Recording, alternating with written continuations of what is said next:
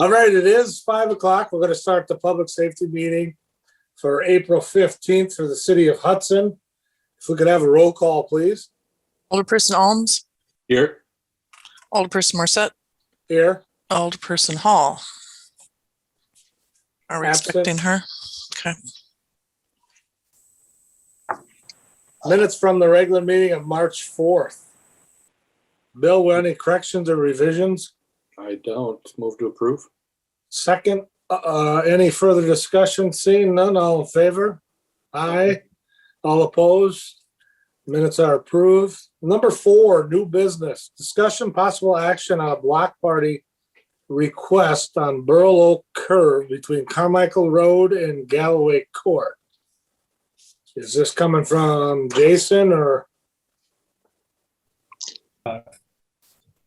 Yeah, it's from I think somebody put a request into, I think the police department. Yeah. Are there any concerns from the police department or Bill? Not from the police department. Sounds like they've had them in years past and there have been no issues. Okay. Has that time frame always been that way? Do you know, Jason? Come on. 1 p.m. to 11 p.m.? That I don't know. All right, Bill, you got issues or someone that got issue up there? I don't. I would move to approve. Okay, second. Any further discussion? Seeing none, all in favor? Aye. Aye. All opposed? Motion carries. And the second item, or let me see here. Discussion possible action on signage, excuse me, at the Dyke Road Beach for swimming and no lifeguard, etc. I know this came from Jeff as well. Individual had emailed him suggesting that there's some issues down there. And that try to avoid the drownings we have every so often, which is always an issue. Is Andrea on by chance? No, Andrea? Jason, did you talk with the chief about this at all? Yeah, just briefly, and he left with me the emails that he corresponded with this gal, and just like you said, I think the concern from her is just the lack of signage. Okay. My thought is welcome Joyce too back. Oh, thank you. Sorry, I'm late. I tried the link and it didn't work, so I had to enter all the data. Right. We're on item on the dike issue as far as signage down there. My other thought was Okay. is that it can't hurt to add any signage down there. I mean, it is swim on your own risk, that kind of thing. And it's probably warranted if there's nothing down there besides swim at. What is it? Is there anything down there, Jason? You skipped, was that for me? Sorry, you skipped a little bit. Yeah, is there anything down there as far as signage? Not that I'm specifically aware of. I know, well, there is some signage, but I think it relates more to the times in regards to when the park is open, closed, no alcohol use, that sort of thing.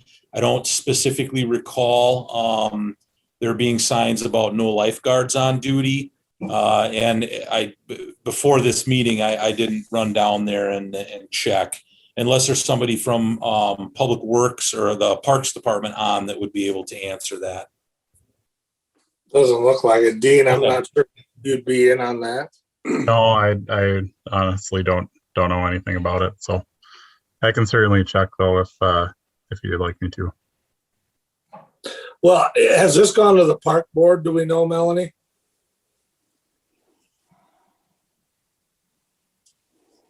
I don't know if it has. I think it came just through the emails with the chief and the gal requesting it. Well, maybe this committee can give its blessing and send it to park board and they can go ahead and do the verbiage and the certain language that needs to be sent. Mhm. So I'll Okay. make that a motion. Is there a second? I'll second. Bill? I think it's a great idea. Okay. Mhm.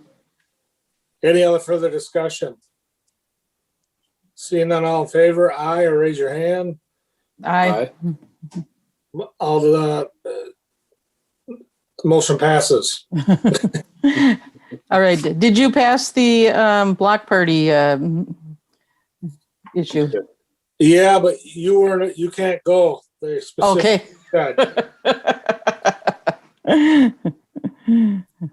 Okay, number C on for discussion possible action on, well, why don't we jump ahead here? It's not on the agenda, but Melanie or who sent me the Lions Club request?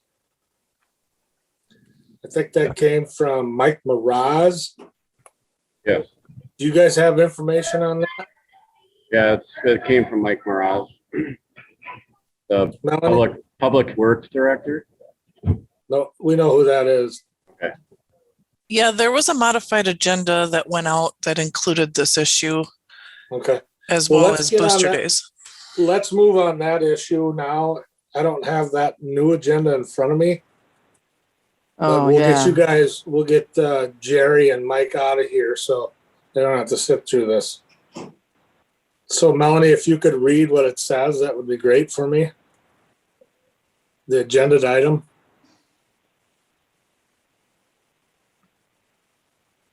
Discussion and possible action from Mike Burnley of the Lions Club to host a hometown music festival at Lakefront Park on Saturday, September 11th.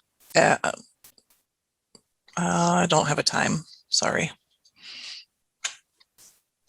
It's All from, right, Mike. Mike, state your name and address for the record. my name is Mike Burnley, 402 Durango Drive, Roberts, Wisconsin, 56023. The question is, the time is from 12 o'clock p.m. to 11 p.m. One night. Yeah, one night, one day. So go ahead and give your spiel on it. Does everybody have the information, what we're talking about? Joyce? Bill? Yes, I do. Yep, I do. I wasn't able to get into the Civic Web app with all this stuff. It had me blocked, but I was able to download it from the city website. Well, this is our 6th year. It's becoming a pretty good tradition. We've gotten a lot bigger, so we had to find another location, and that's why we're asking for this. And this is a good opportunity for downtown Hudson to bring communities together, strengthen the sense of community by doing it through like family-oriented event, and it's a free admission event. This music fest will provide a venue for local bands, feature local food vendors. We're going to be serving beer and wine, and offer an atmosphere with fun activities for not only adults, but the kids. And we're also going to have activities like a silent auction and a wine pull to raise money for 100% donated to Gigi's Playhouse. And Jamie, who is our president of the Lions Club, is very familiar with that organization. They work with autism. So it's a great opportunity. We've done very well to raise a lot of money. And we also are acknowledging, since it's 9/11 on the date, it's the 20th anniversary of 9/11. We also do plan to do something else for raise a little bit of money for the K9 unit for the Hudson Police Department. We're also going to be doing that and acknowledging the fire department and everybody else in that category. So, any questions? Well, right off the bat, Mike, the biggest question is, and hopefully we're past the COVID pandemic, what kind of protocols are you guys going to have in place in the park and through the event? Well, hopefully COVID will be lingering down, but we plan to have spread out areas of all the locations of the event. And then we're also limiting people. We've read through the guidelines of the city through COVID, and also we're going to have washing stations and sanitizing stations as well, like we have had in the past. and offer masks available for free. If people are interested in wearing those. And that's basically what we're going to do. It's in a confined area, so it's going to limit as many people as we can get in there. So for the guidelines. Questions for Joyce or Bill from? Is this a ticketed event? Do you have to buy a ticket to get in? No, it's free. They will be ID'd if they're going to be buying beer or wine. Sure. I was just curious so this could be just anybody walking through the park. And again, I'm kind of thinking with the lens of COVID, we won't know where we're at, obviously, until we're much closer to it. Yeah. I guess. Oh, go ahead. Sorry. I guess I'm wondering, just from a public safety standpoint, just to the other committee members, if we have talked about or thought about, do we do like a 30-day out review of some of these things that we do approve this far in advance? Well, honestly, Bill, I don't think any of us have really thought about that. Joyce and I were in the middle of an election, so everything was kind of quiet. And quite frankly, that was probably not on our front radar. Really? just shooting the, I don't know. Yeah, it's kind of been busy, but I think it might be a good idea if we can facilitate it. A 30-day review Or something. prior to. Yeah, I don't know. It's something that we should probably think about or discuss at a different meeting going forward. But so how would you, Mike, you said you would have limited capacity? Well, yeah, it's depending on how many people are going to be coming down. Sure. Reading through the guidelines up until this event occurs, we're going to make sure that, there's limited people that are allowed in the confined area. And if we do need to do temperature checks, we'd be happy to do that as well. Gotcha. That's protocol for even my work. So it's important to know. So I'm assuming then that you're going to have to follow St. Croix County's capacity limits. Guidelines. Now, I don't know how this all works, and we could get clarification from corporate counsel on it as far as what was struck down, what was not, as far as Supreme Court and statewide mandates, county mandates. I don't know. I'm not a lawyer. I play one on TV, but so that is a big question that will have to be made by city attorney. So, Joyce, your thoughts? Yeah, we haven't approved any events yet of this size for this summer. I know there are coming. Yeah, I know. There's coming. So we do need to have some type of guidelines. We were leaving that. The city was handling that, the city staff.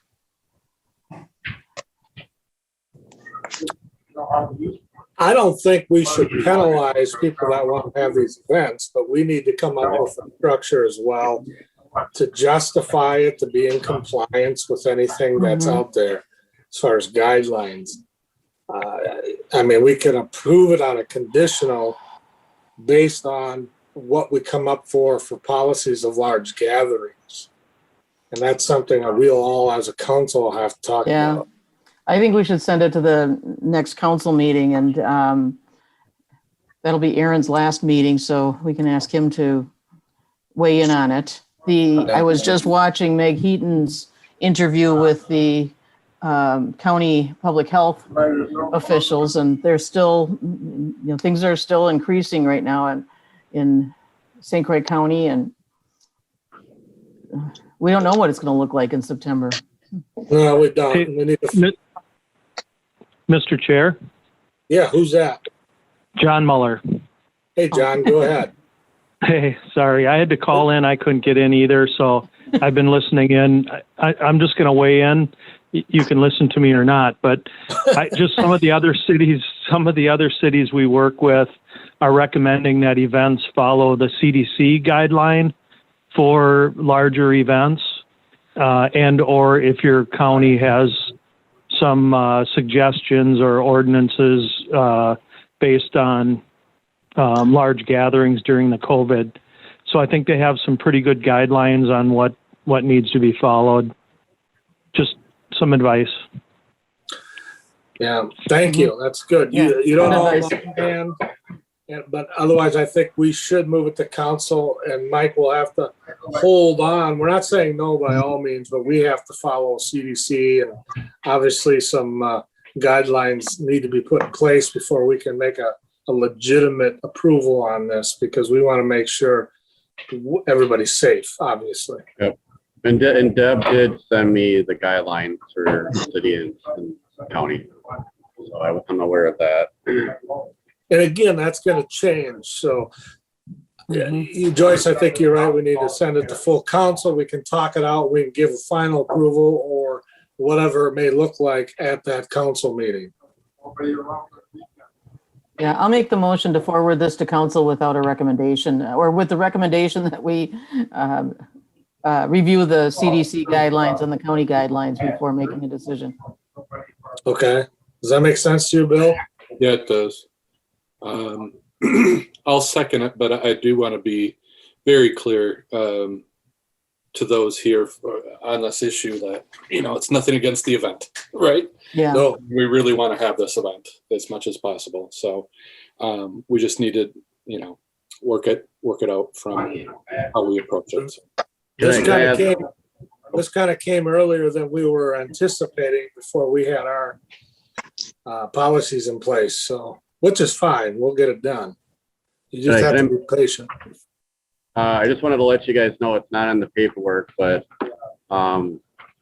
we did have an application for the clerk's office for the temporary B license for serving the wine and beer. Okay. And that was filed with the clerk and filed with a receipt for the $50. So two people that will be that are licensed that have copies at the clerk's office. So I just wanted to let you guys know on that as well. And then to make it clear, the Lions Club is insuring this event, correct? Yes. Mm-hmm. Jerry can weigh on that. Where did you hold the event in the past? We had it up at the St. Paul's Church up in from the township of Hudson. Oh, Yeah, we had to cancel it last year due to COVID. So. Yep. Yeah. Any further discussion? Jerry, did you have anything to add? Well, yeah, on the, I know you've got insurance requirements, and Lions International will insure us for the event, for liability. We can get $2 million from insurance from them for the general liability. The insurance for, they won't insure us. They say you should get it locally for the selling of the alcohol rider. And I'm in contact with the local company here in Hudson, and she's on vacation this week, and she'll get back to me next week as far as getting a rider for the covered on for the alcohol portion. So that's what that sounds just fine. That's what we're doing from the insurance standpoint. Okay. And that sounds like what we've done in the past for other events. Well, any other conversation? I just had one quick question. Do you have any inkling as to how many people would attend? Well, in the past, we've had probably between 400 to 500, and because granted it was a smaller location, but like I said, we're going to restrain if it's going to be, of course, it's downtown. You got traffic. So, right, yeah. Okay. Thank you. Mm-hmm. All right. Seeing no further other discussion, is all in favor? Aye. All opposed?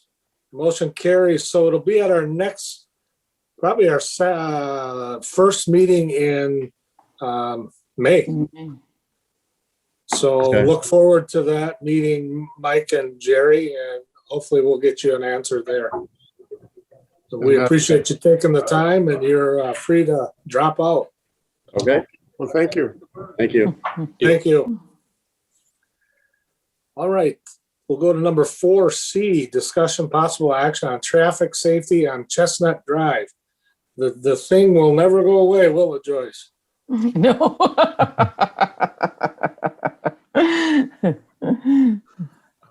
So what say you, Joyce? I guess this is probably yours from carryover. Yes. Well, Dean, why don't you give a summary of what you found? Yeah, thanks. So we did a study, as everybody knows, kind of before the 15 mile an hour change was put in place out on Chestnut Drive. In the attachments to the issue sheet, you can see a couple tables. One is it's kind of a before and after kind of thing. The first chart is from May 2020, and the second one is from March 2021. So if you look kind of between them, before and after, the average speed ended up going up with the lower speed limit. And because obviously the speed limit changed, and so if everybody's going the same speeds or slightly more than before, then obviously when the speed limit goes down, you have significantly more people going over the speed limit. That makes sense, I think. And I guess my commentary on it is kind of on the email there, but speeds went up as the speed limit went down, which is usually not the way it works, but it doesn't surprise me that the speeds didn't go down with the speed limit going down, or it didn't go down significantly.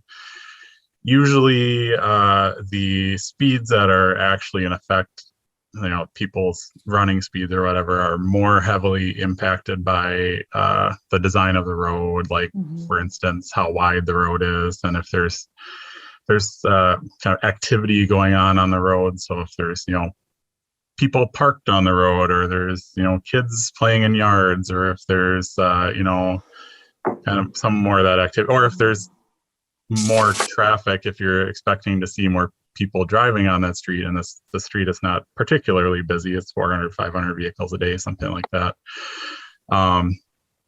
So, those kinds of things I would expect to influence the speeds that people actually travel on the street more so than putting up a sign. So that doesn't surprise me, but it's kind of interesting to see it before and after, and I think obviously I'll defer to you guys on what you want to do with it, but what would you recommend, Dean? Given that nothing really changed, or it got slightly worse, maybe I'd recommend probably just changing the speed limit back to 25 on Chestnut, and because it seems like right now people aren't believing the 15 miles an hour and don't think that there's going to be any repercussions for going the speed that they're normally used to going there. So I would say it was worth a try, and I'd be supportive of going back to 25 if that's the committee's direction. Joyce, did you get many complaints on the change?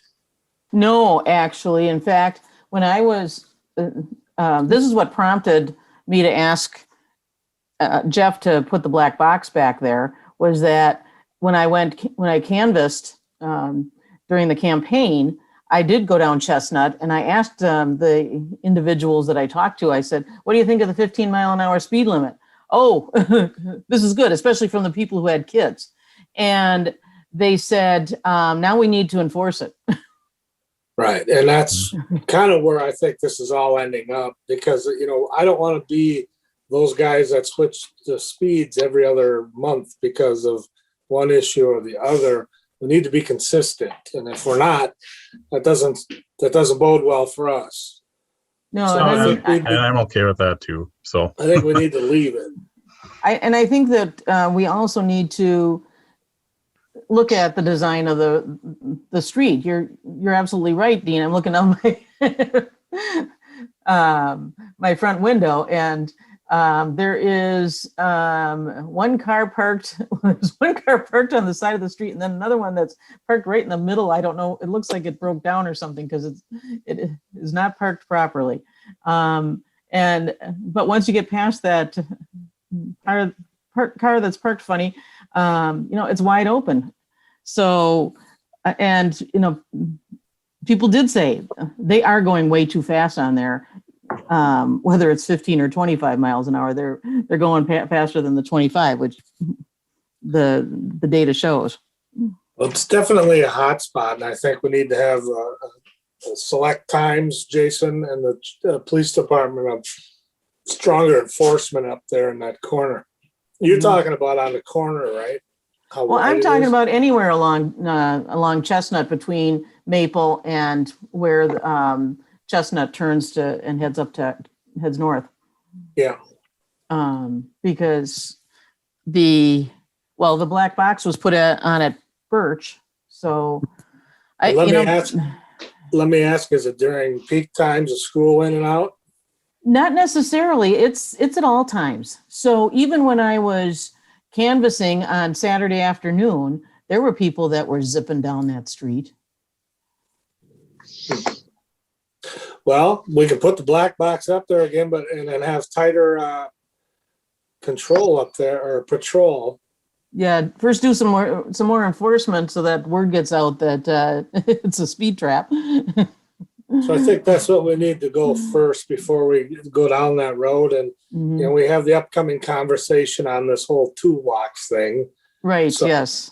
So we need to do some design work on this street. We've got there are no sidewalks. We've got a lot of people out walking and out bicycling. We need to make sure that people are driving at reasonable speeds for the type of road that it is. And Bill, anything? Traffic. Oops, sorry. No, I agree with you both, especially about sticking with the speed limit. Right? Jason, you got anything to add? No, not well. Yes, actually. The enforcement part of it becomes a challenge. As we well know, 15 miles an hour is really slow. Typically, when you have a 15 mile an hour zone, it's restricted to times in front of schools, like I say, during certain times of the day. Because, kind of what we find is that even people that want to follow the law are challenged when the speed limit's only 15 miles an hour. Yeah. So from a law enforcement perspective, it's a big challenge, to try and have, officers in these specific locations to try and enforce, say somebody's going 20 miles an hour in a 15 mile an hour zone. I mean, how many times have you ever driven 20 miles an hour and it seems like it's taking forever to get anywhere. So 50, you go into that area yourself and drive 15 miles an hour. And from a law enforcement perspective, it doesn't seem practical. And I can see that if my neighbors start getting ticketed, I'll get phone calls. Yeah, for it to be a full-time speed, it doesn't seem practical, from a law enforcement perspective. Yeah. We don't have a lot of options since it's not a school zone. Is it an officer's discretion, Jason? For the speeds, it is. We don't typically tell, our officers that they have to write people if it's, a certain speed over. Right. I mean, typically, officers do between, 10 and 15 miles an hour over, depending on the location. Obviously, if it's residential, then they're a little bit more strict or tighter with their discretion as to when they write a citation. But at 15 miles an hour, I think there would be a lot of blowback from the public if we started hammering everybody that's going, 20 miles an hour in a 15 mile an hour zone. If that makes sense. What I'm hearing you say is we should put it to 25, or at least put a time on the 15. But I don't think we can put a time on the 15. because it's not a school zone.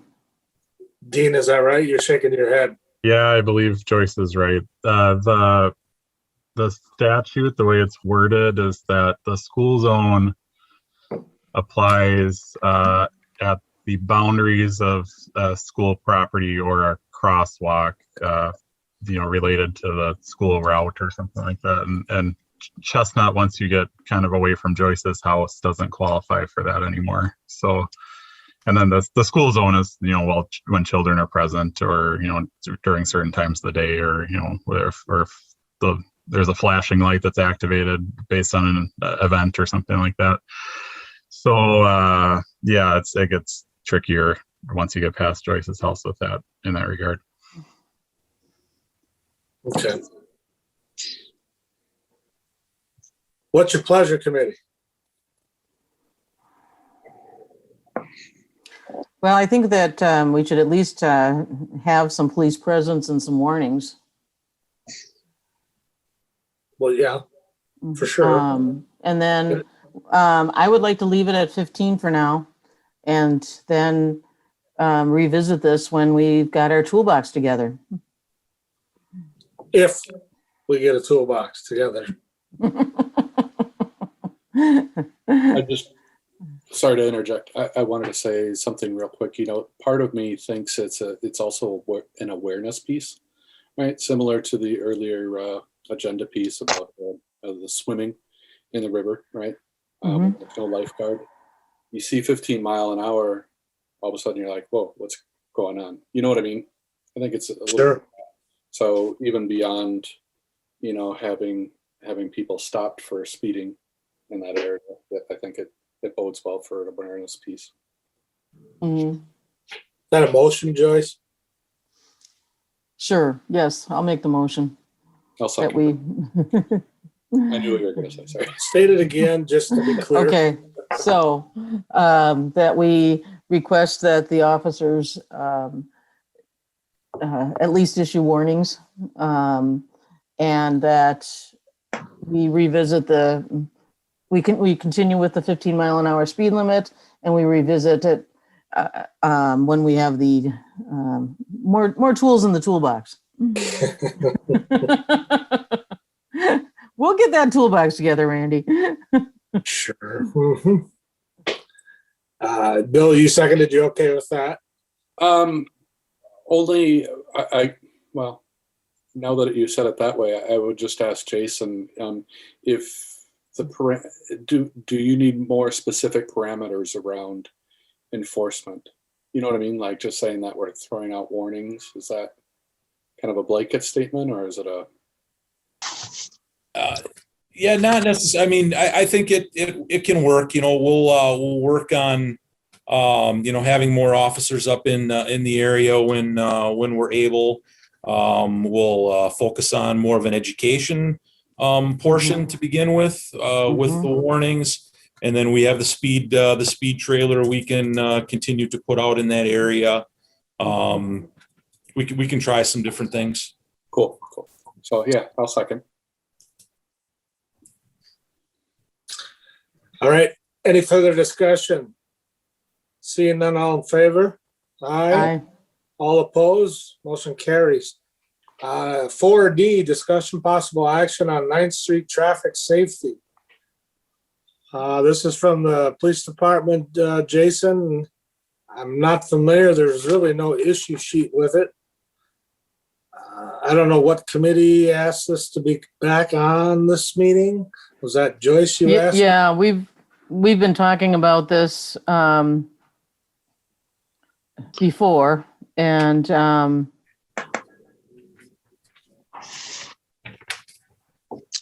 think this is another one where we need that traffic safety toolbox. Right. And is this one scheduled for the CIP, or was this a shovel-ready project? This is one of the shovel-ready projects or proposed. Yep. And so then, Dean, what did you have proposed for the for 9th Street for slowing the traffic? Yeah. If I can share my screen, I brought up from a little while ago, the kind of the options that we had talked about. If I can do that, the host needs to enable my screen sharing. One second. All right, I don't know why this wasn't in the actual agenda item, but whatever. Should be working. Okay, let me try it now. Aha, there we go. Thank you. So, just a little recap, I guess. We talked about this back in September. So we have received some complaints about traffic speeds on 9th Street. The speed analysis showed the average speed was about 27 miles per hour. So half people are going above that, half people are going below that. Some people are going in excess of 45, which is not good in a residential area.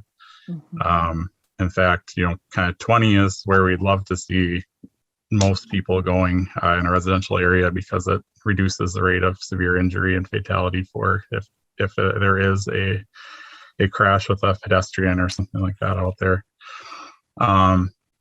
So came up with some maybe more outside the box alternatives for the idea was to come up with some smaller cost, potential things to try out there to reduce the speeds that people are traveling. And so I came up with 3 different options. They're not in particular order of anybody's desirability out there or whatever. And I wanted to make sure too that I was putting together options that I think at least a majority of staff would be on board with trying. So the first option would be install temporary speed humps, and this committee knows a lot about speed humps because we've discussed them a lot. Excuse me. So within the segment from St. Croix to Vine, I thought that there could be 4 locations that would make sense to install them. They would be temporary, so we'd remove them in the winter to facilitate snow removal, because the temporary speed humps are not really snow plow worthy, so to speak. The cost for such things for temporary speed humps for the width of this road would be about $6,500. Option 2, install curb extensions and median islands using channelizing delineators. So essentially this would mimic what's called bump outs, where the curb bumps out into the road to create that kind of that pinching feel, I guess. And kind of as we were talking about on Chestnut, that road's wide open. Bump outs kind of narrow things down so that people get the idea that you need to slow down. There's more going on here, that kind of thing. So at 4 different intersections along the corridor, we could do something that looks like what I'm showing on the screen here. Not necessarily a Fox Street, but this is kind of just an example. So 4 different locations on there. Again, this would need to be removed prior to winter and reinstalled in the spring. That would be about $3,000. The third option would be to install flex post delineators to mimic a mini roundabout in 4 different locations. So what many roundabouts are like regular roundabouts. They reduce people's traffic speeds to 15 miles an hour to traverse the roundabout, but don't require people to stop if there isn't other traffic to yield to on the side streets. So here's what they could look like, with some striping too on the ground, and you'd have to put up some yield signs to do the traffic control with it. Assuming 4 intersections, it would be about $2,000. So with all these are, you kind of get the idea that they're temporary. They'd be removed in the winter, and but if they weren't successful or something in this corridor, we could use those materials to try something somewhere else, or try a different configuration or something like that. It's a little bit customizable, so that when we do get around to rebuilding 9th Street or any other residential street, we can kind of have our trial case here and said this worked, this didn't, and maybe could put in something more permanent that will last kind of longer. So Dean, correct me if I'm wrong on a couple of questions with this. Yep. Was this kind of rejected or not well received by full council, any of these 3 options? And what did we do with just putting a stop sign up? So yeah, we considered a installation of a stop sign or multiple stop signs along the 9th Street corridor. None of the intersections along 9th Street meet the volume requirements for an all-way stop sign installation. And when you add an all-way stop sign in a location where it's not warranted, so to speak, you end up potentially creating more problems than you're solving, because you get people running the stop signs, and if somebody is expecting somebody to stop at the stop sign and they don't, then you could have a crash problem. And also that applies also to pedestrians who are crossing the street thinking that the vehicle is going to stop for the stop sign. If they don't, and there's a crash, that can be a problem too. So staff does not recommend all-way stop signs along 9th Street because of that fact. And it could be introducing unnecessary liability for the city as well. So that's kind of where we had that. And so rewinding a little bit more to this went to the Public Works Committee to discuss it as well. The Public Works Committee was leaning toward option 3. So this one that I have up here with the mini roundabout. And this committee seemed to recommend option 1, the speed humps. And then it went to council and we kind of talked about it and tabled it until we could, we were also talking about before the winter time, and we knew we weren't going to install anything in the winter time. So we kind of were like, well, we can wait till spring to figure this out. So here we are. So Yeah. Well, that's kind of a 10,000 foot view. I worry about my grandma and our more experienced drivers going through here getting confused with these fake plastic circles in the middle of the road. I was going to say, people already struggle. I see people already struggle with regular roundabouts, right? Regular concrete ones. And this option 3, to me, I from a safety end, I could not support, I don't think at all. And we'll scroll down to number 1 again, Dean. Well, I didn't actually put one in for the speed humps. That was option 1. Is this the one you were looking for? Yeah, Right here? 2. Okay. To me, that would be just as confusing if I'm a little less than experienced driver or an older driver. You see all these things in the middle. I can't see it looking or functioning properly. So Dean, Jason? on this one, are you suggesting that we have them on the side of the street, on one side of the intersection, and then in the middle of the street on the other side of the intersection? When I came up with these, I was suggesting that we do that. And for the reason behind that is that you kind of break up people's monotony, so to speak, with one's in the middle and one's kind of on the side. So people are paying attention to what they're doing rather than just kind of going on autopilot and driving 40 miles an hour down the street kind of thing that they're used to doing right now. If you just have them on the sides, people can kind of still go straight through, without as much, pay attention to this kind of thing. That being said, I could support just doing them on the sides if the committee is leaning that direction, but I think they probably get more speed reduction by the way that it's configured on this screen here. Well, I think putting them in the middle would probably, that would mimic an island for the pedestrians. Yep, exactly. And what would you recommend? All right, so if we were to get a grant for this shovel-ready project, what would you recommend? Would you recommend bump outs, concrete bump outs? Would you recommend a pedestrian island, or what would you suggest? That's a great question. I'm not sure that I have an exact answer for it.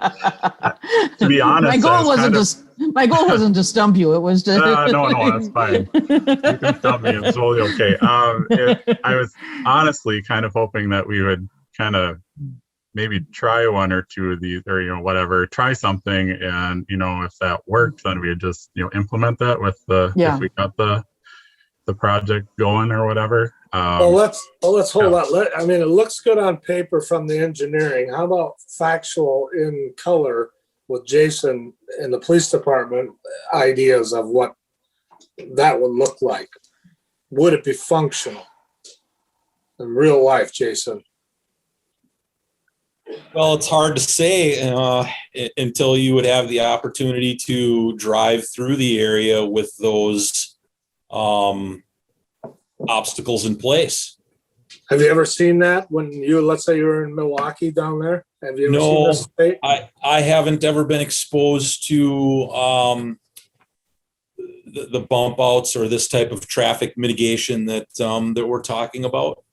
I guess I wouldn't. I guess that would be one option, is to find a community that uses these types of obstacles, for lack of a better term on my part, and drive and see how they work in other communities. Unless you've already done that, Dean, I'm kind of coming in on the middle of this. I know. Being thrown in. I mean, like I say, maybe that part of the study has already been done. I'm just not aware. We have not seen comparables. Yeah. To be honest, I haven't. I don't have examples right in front of me of this kind of thing. I know they're out there. Speed but humps, yes, but not the others. Right.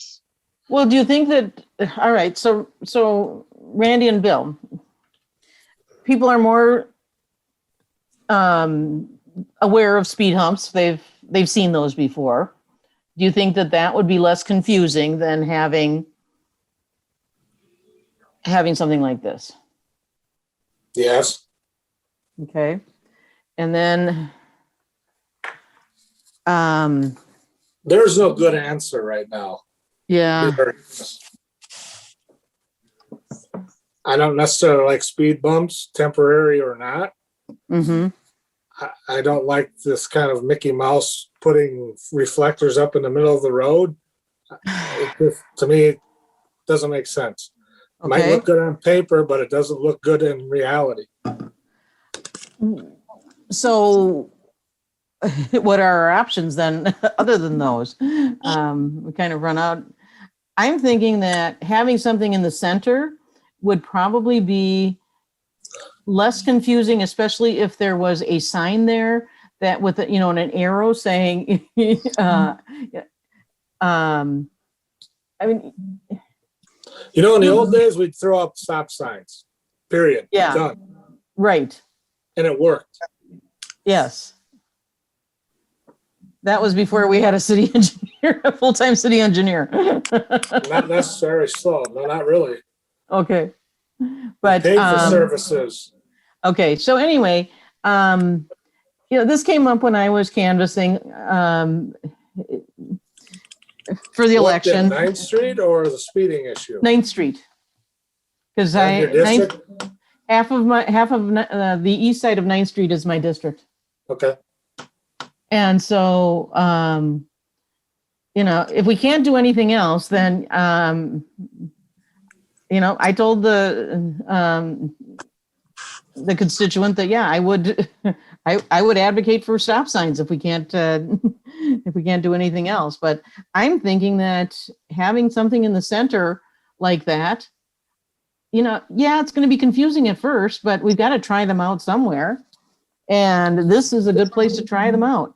I think that having it in the center on both sides of the intersection probably would be the better option, because then once they get through the first one, then they see that there's another one. We put pay tolls on each end and see if we pay for reconstruction. Is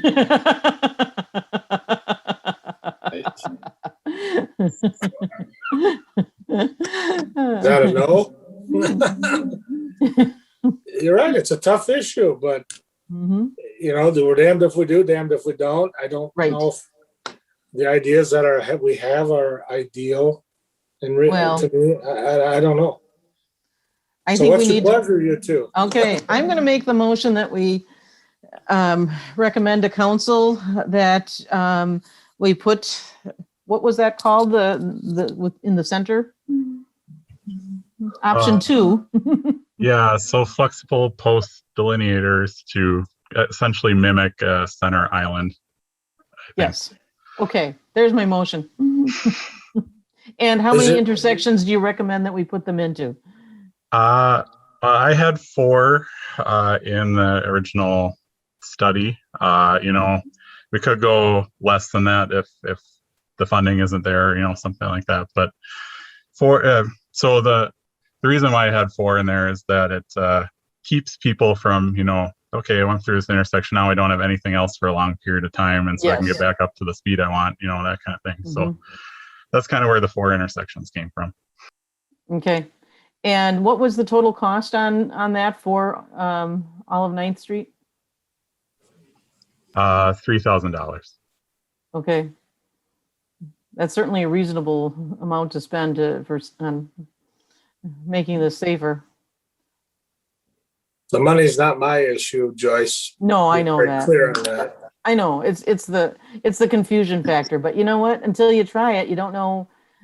I mean, people get used to it once they see these things. I mean, at one point, speed humps were new, and nobody knew what the heck is going on there. But there's a motion. Is there a second?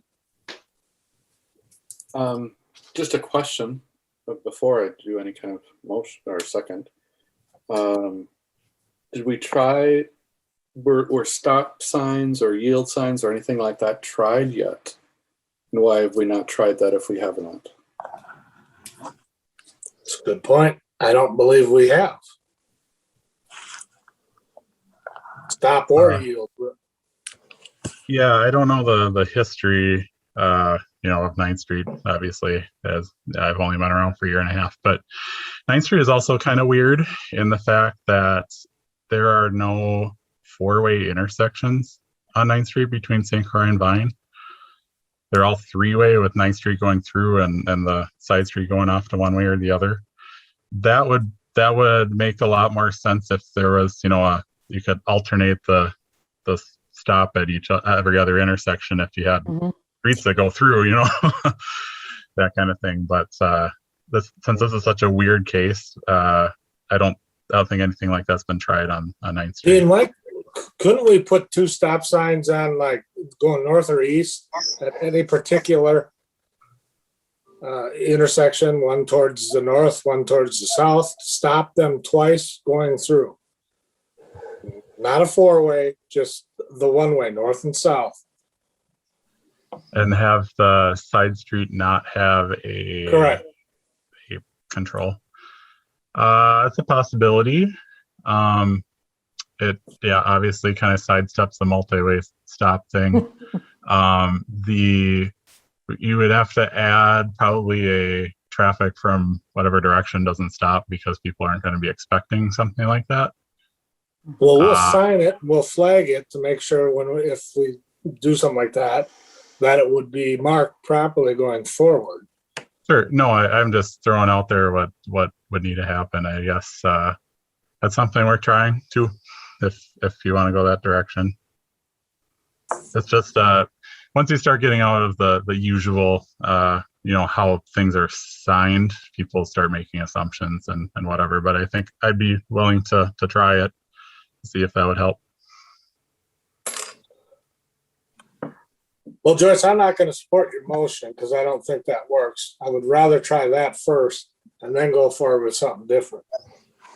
All right. I think then what I would like to do is just send this to council with all of the options available and ask council to make a decision. Are you withdrawing your original motion? I will withdraw my original motion And now since I didn't get a second anyway. Are you trying to make another motion? I am making another motion then to send this to council with the 3 options that were listed plus stop signs. And I'm not going to second that as well because I know what you're trying to do. And I think we should try to do the stop sign. We should talk about it here and then send it to council. If it doesn't work, then it comes back here and try those other options. I'll That's my thought. second it. What? I said I'll second it. I'll second that last motion. Joyce's? Yes. Okay. Any further discussion? Yes, I do. Dean, there's a street, at least in South Minneapolis, that I'd like you to check out. Xerxes, Mhm. XERXES. They have bump outs. Now, I know the part of the issue there was people were using what wasn't a second lane as a second lane. Yeah.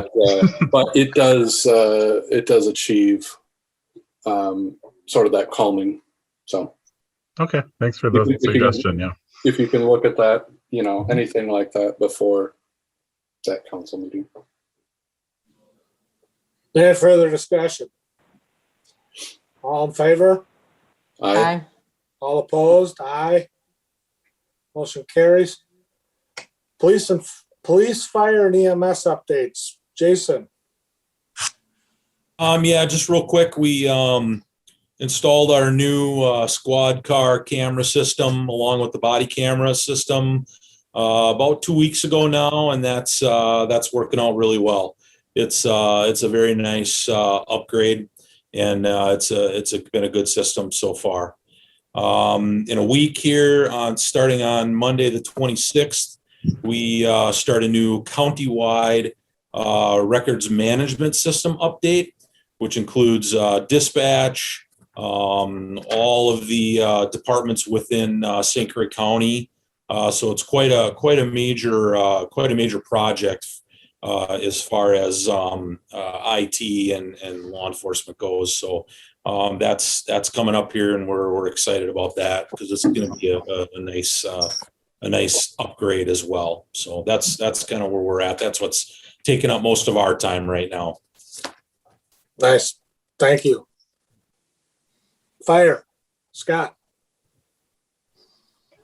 Yeah, just kind of piggybacking off him with that new CAD system. We did not buy into it yet because we're just kind of waiting for it to get on board, but next year it will probably be a budget item for us for putting those in the rigs, the units like the iPads. So that's one thing that's kind of on the radar for next year. Other thing is, we kind of talked, I know, about September 11th. We're tentatively, and haven't announced anything, but would like to have an open house that day. And I'm assuming, I'm not sure, if we're just going to have an open house, I don't think we need to get a permit or anything, do we? Just to let people kind of come through the station and that day. But we're not announcing anything or putting anything out just because of what's happened with COVID and that. If it loosens up to where it looks like we can do it, we'll probably announce that. But that's kind of a tentative date for us. Obviously, it's a 20-year 9/11 and that, so kind of do it on that day. It's a Saturday. Pre-construction meeting with Highway 35 today, and I think Dean was on that call and a few other people. It's going to be a challenge. I'm working with other fire departments. St. Joe, I have a meeting again on Monday, but it'll definitely be challenging for us throughout the summer, and Dean's going to kind of keep us updated, hopefully as soon as he gets information, because it wasn't super clear today in our meeting. But that's going to be our probably biggest hurdle for the summer. I think Dean may or may not agree, but other than that, just busy. Yeah, the communication didn't seem. I know, Randy, you may find this hard to believe, but the communication wasn't super clear from the state. Wow. But yeah, I know, knock you over. But anyway, we'll get through it. And we put 4 people on. So far, they're doing good, and hopefully another few weeks we'll have them kind of up and running. So that's where we're at. Thank you. Did you have a question? Yeah, go ahead. So Scott, Bill Alms here. Wondering if there's any thought towards maybe a satellite truck over the summer in North Hudson? Yes, that's what we're discussing about. Talk to Kip, and it looks like we can probably put it in one of the water department buildings, and probably a brush truck would fit up there. We couldn't put in one of our tankers, and that's because whatever we have has to be inside. So that's tentatively what we're talking about. We have a few people up there. We're also probably going to just auto aid and have St. Joe start any structure. If it comes in as a structure, we have to.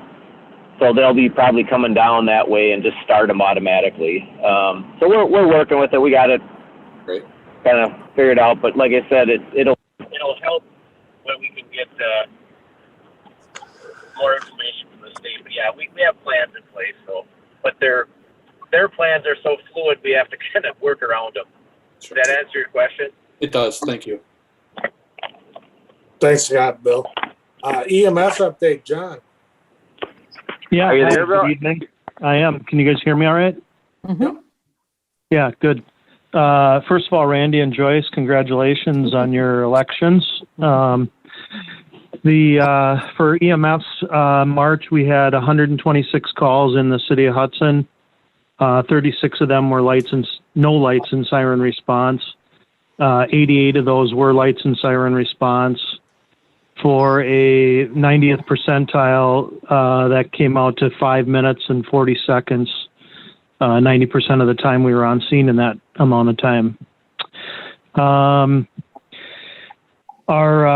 We had a couple of public events in the city this past month. We had with the police department, fire department participated in both these events. One was a birthday party drive-by, and the other one was at the North Star Learning Center for their Community Helper Day. So we sent an ambulance up there for that. Our staffing levels are good. We're still down those 2 full-time positions that we seem to continue to report on each month here. Last month we had told you that there was a job offer that was made that was contingent on a few things, and we had to rescind our offer because the obligation wasn't met. So we reposted it. We still have not had any open shifts. So knock on wood, we continue to do good on our staffing. Nice. I think it's important. Yeah, go ahead. No, I just said nice, thanks. That's good to know. Yeah. The couple things just, I think, for you guys just to be aware of, that we're seeing a number, quite a few numbers of COVID cases again. So, we, as much as our staff really want to discontinue the use of wearing masks all the time, we just can't allow that to happen. This week, we've really seen a high number of cases on both sides of the river. Some of these, the majority of these cases we're seeing is that new strain, the B1117. That's it's got a higher infection rate. They claim it is more of a severe strain of COVID. And there's been a number of breakthrough cases, they call it, where people have had their 2 vaccinations and are still getting infected with it. So that's the reason why it's got to be, we still got to keep following the guidelines. And I think that's important for everyone to remember that, as much as we want to get back to normal, this thing is still out there, and, hopefully we can get beyond it. But we've so far have not had any of our staff that have been vaccinated become exposed again, so that's a good thing. I think you guys. I'm sorry, can I interrupt for a second? Yeah, absolutely. Yeah. Are all of your staff members vaccinated now? Yeah, I think there's one person that's still a holdout, but everyone else is. So. Okay. And again, they have that right. Yes. And we can't force them to do it, but they get a lot of peer pressure from their peers, but they're still holding out. So the other thing too, I'm not going to spend a lot of time on it, but I sent you guys, actually I sent it to the whole Common Council, a reply from that concern on the response times, just to let you know, if you haven't seen that, there's some data there also from the county and the actual recordings. So they're interesting to listen to, and maybe you can kind of understand where, some of the concerns were, but it's normal practice. It's not, there was no abnormal response. I think the response times were in accordance to, what we all think is appropriate. And John, then on the, yeah. I listened to those calls, and just in my opinion, I believe there might be a dispatching issue there. I'm not going to point fingers at anybody, but there seems to be a lot of time taken before they roll you guys. Yeah, I want to defend the dispatchers because it's a very tough job that they're doing, and they're following a protocol. But I think it's good to critique some of the things that they do, and they do have a EMD committee that we participate in, and that's what we do is we critique that kind of stuff. So. Okay. I think we all have areas that we can improve in. So I agree with that, Randy. Who will be following up with that, with the person who sent the email? Well, I can't, I will do that. I just wanted to double check with you guys first because I think she sent it to everyone originally. Yes. And then I included her in on my original response just with our data before I got data from the county. I did not include her in the data from the county. And even though that that information is considered public record, I don't feel I have the authority to be sending that out publicly. So I send it to you guys confidentially for you to review confidentially and follow up with me if there's any concerns with it. So we're not trying to hide anything, but I think if people have concerns and think we're hiding it, they can go get the data themselves, and then we're not sharing that information with them. So that's the only reason I put that on there. Mm-hmm. And I don't know, late this afternoon, I sent you guys out one of the reports. I said I would do 3 months, look at 3 different months of data from last year on the comparison of time between St. Croix County receiving the 911 call and then us getting the call.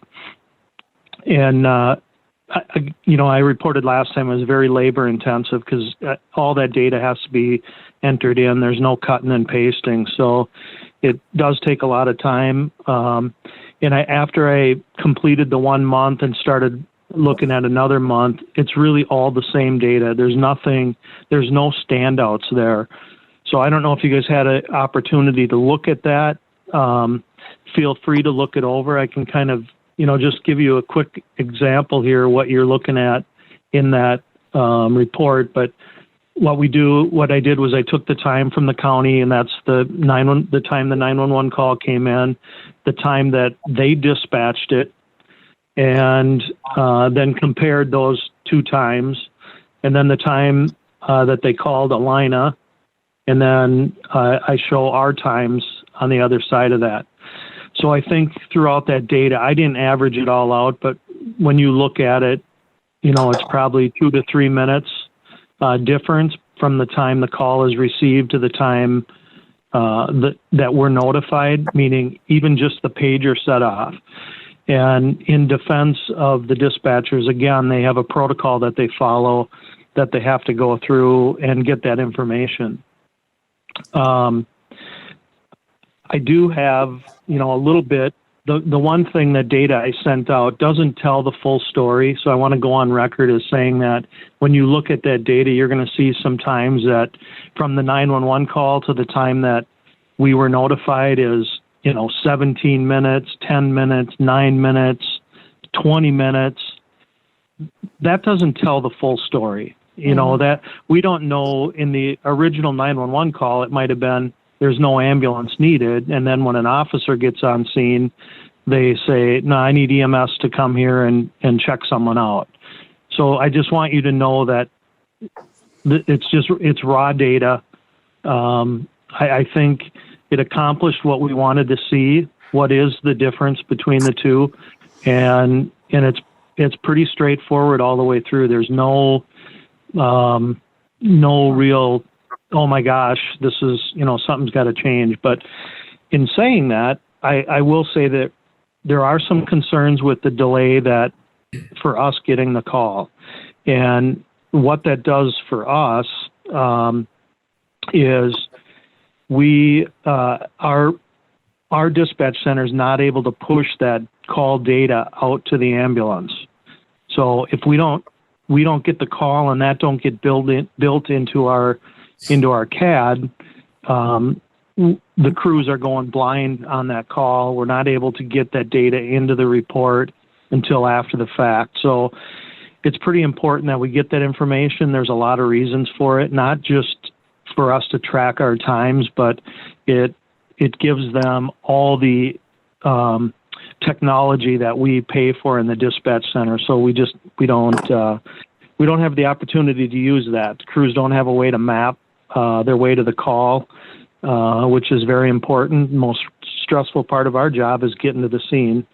And when you lose that piece of it, then you're going on your knowledge of the area to get there. The biggest concern to me is the delay in getting our backup coverage there. So when our crews, when St. Croix County sends that page out, our crews are getting that page, our Hudson crews are getting that page, and they're going en route. So I'm not concerned about the delay there.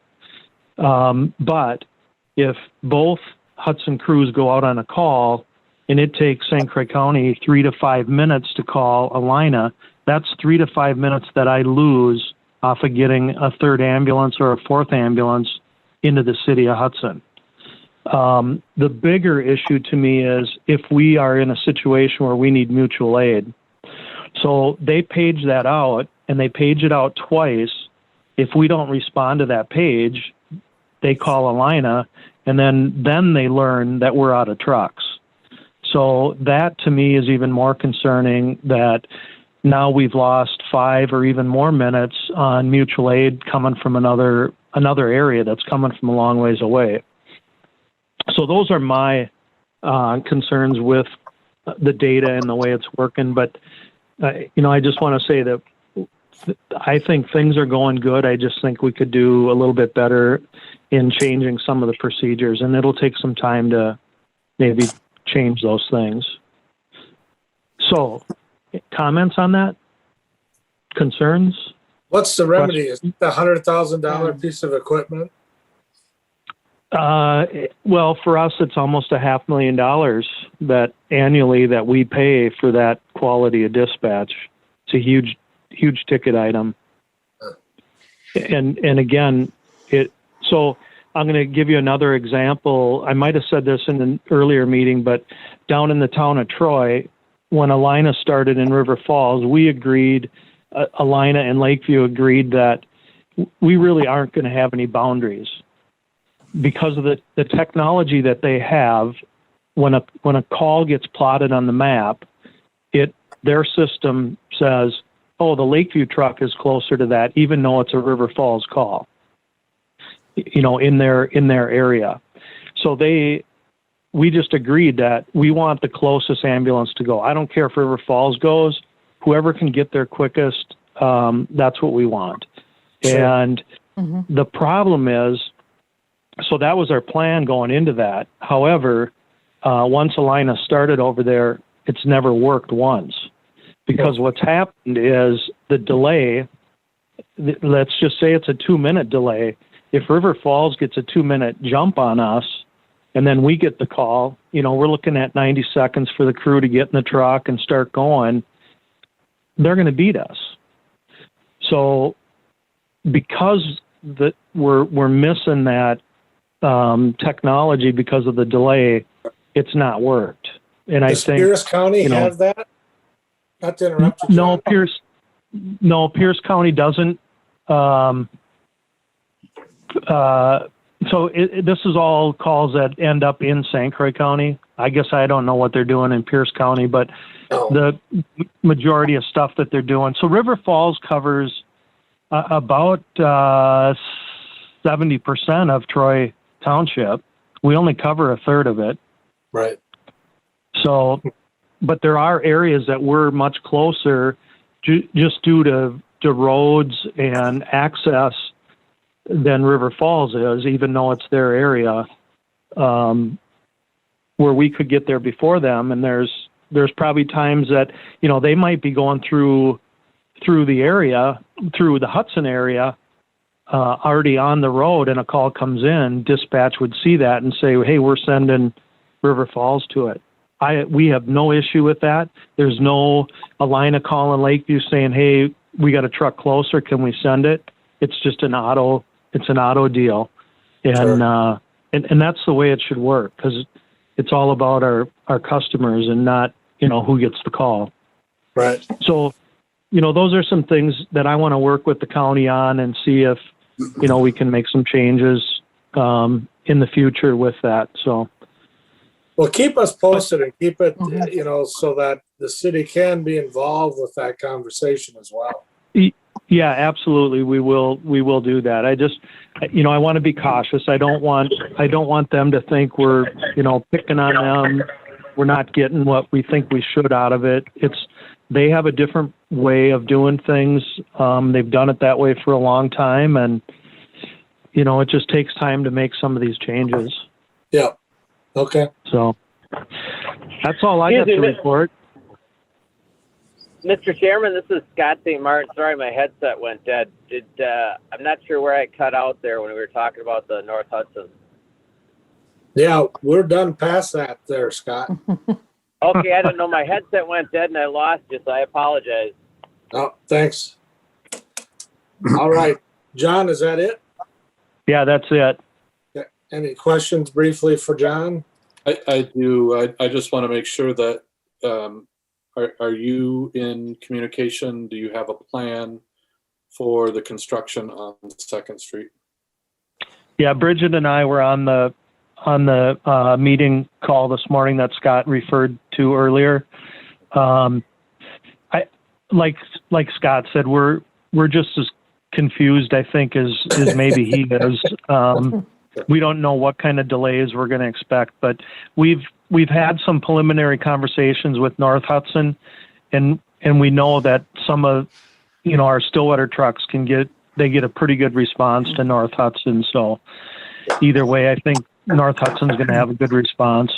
And I don't think we'll have any issues in Hudson, just because we can use the other streets. And it sounds like they said there would be, when there was road closures on 2nd, there'd be a 1 block detour. So I'm not too concerned about it, but with Dean reporting and maybe getting a hold of Scott, Scott's really good about letting us know if there's any issues with anything. So I think we're good. Thank you. Hey, thanks, John. Hey, Randy. Any other business for for the next agenda?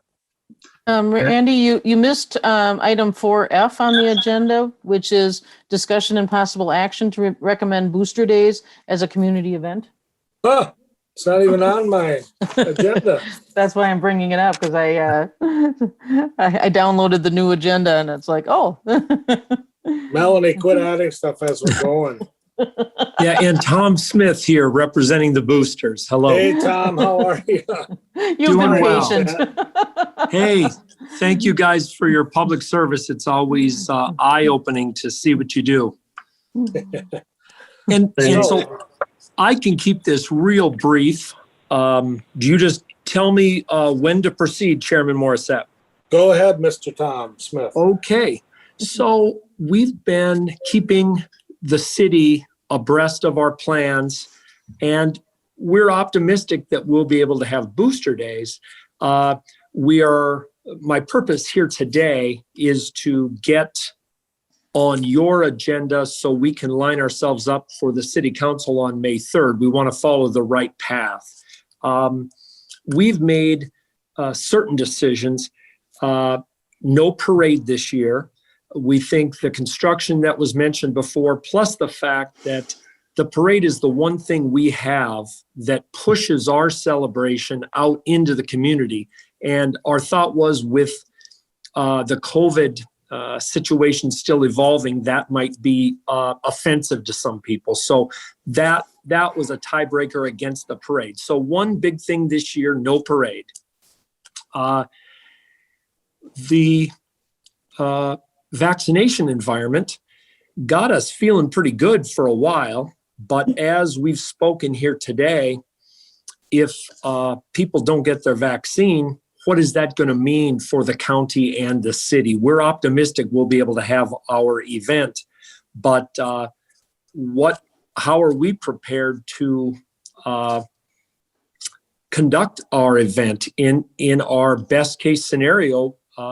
we would say, hey, anybody who wanted a vaccine, had a shot at a vaccine by July 1st, let's go ahead with a normal event. But clearly that is a later discussion. Okay. Yeah, the county has a mask. Let's see, what is the language? It's not a mask mandate. Advisor.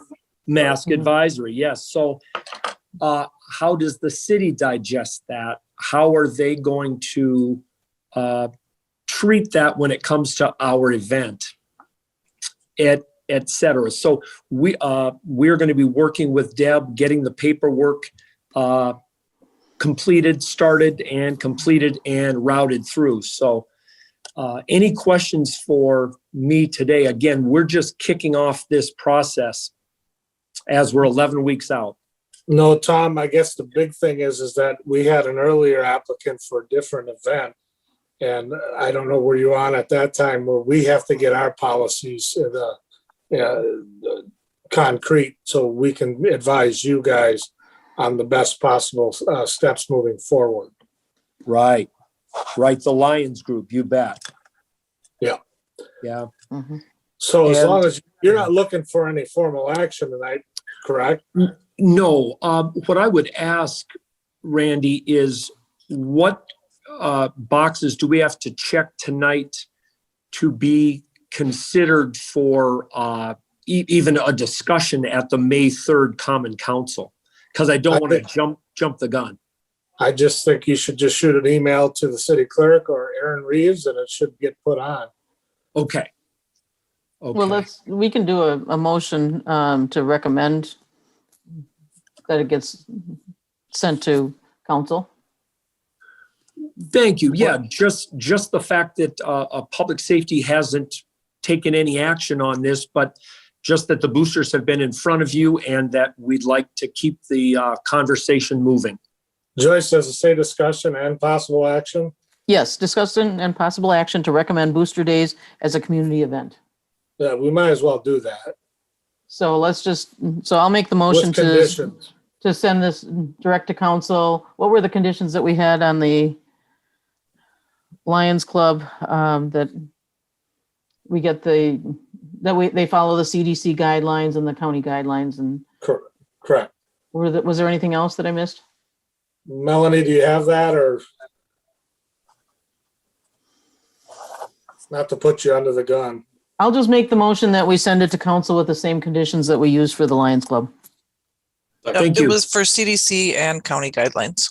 Okay. Okay. I'll second. Any further discussion? All in favor? Aye. Aye. All opposed? So you'll be on that schedule, Mr. Smith. Thank you so much. Have a good one. Thank you for being patient and Hey. listening to our stuff. Hey, thanks for all you do. Thank Public you. service. Thank you. All right, is there anything else on the agenda I don't seem to see? Oh, Dean's got something. Yeah, not anything that's necessarily on the agenda, but I just wanted a quick chat about the Second Street project. If that's okay, Mr. Chair. No, actually, it's not on the agenda. We shouldn't talk about it. And that's my playing on TV a lawyer. But briefly say stuff. Oh, I was saying for communications anyway, but Oh, Yes. go ahead. As far as that's communication, go ahead. yeah, no action. Just wanted to give you an update. As John and Scott alluded to, we had a pre-construction meeting today with the state and the contractor in regards to the Second Street project. And as they mentioned, there were some items in, especially the scheduling part of it, that we are tracking down for to tie up loose ends because they're very important. But I just wanted to let you know that the project is set to kick off on the week of April 26th, so a week and a half from now. The work will be starting down kind of by the wastewater treatment plant, doing some concrete repairs down there, and also one location up in North Hudson as well. Before the 26th, you'll probably see them delivering cones and barrels and signs and all that good stuff out there, but they'll get really underway the 26th and beyond. So as was alluded, the road will be officially closed between Vine Street and Summer Street in North Hudson. And we believe that closure is going to happen probably on the 26th or shortly thereafter. So there will be a signed detour route using Interstate 94, Minnesota 95, and the Stillwater Bridge. However, for local traffic in North Hudson, there will be a unofficial unsigned detour using 3rd Street, Division Street, and then back across the Lake Malibu Bridge, and then using side streets in North Hudson.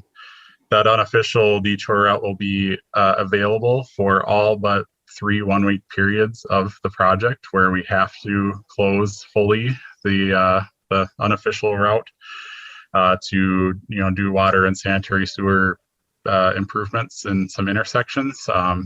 There's no way around a 10-foot deep hole sometimes. So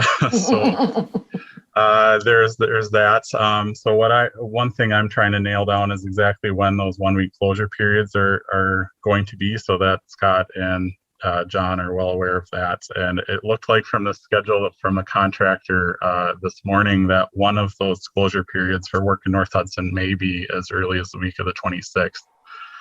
So I'm trying to nail that down so that everybody's aware of that. Staff will have weekly meetings with the contractor and the state to make sure that we're on top of it. We as city staff have put together an email communications list with any interested people on it to get kind of more real-time information than what the state will probably provide to them, so that we're on top of that more so than would otherwise be the case. And if anybody listening or if you council members would like to be on that list, shoot me an email so I can put you on there. Yeah, I think that's it as of right now, but yeah, be ready for construction starting very shortly. All right. Thank you, Dean. All right. Thanks, Dean. Anything for future agendas? Seeing none. Move to adjourn. Second. All in favor? Aye. Aye. All opposed? Thanks, everybody. Have a good night. Good night. Yeah.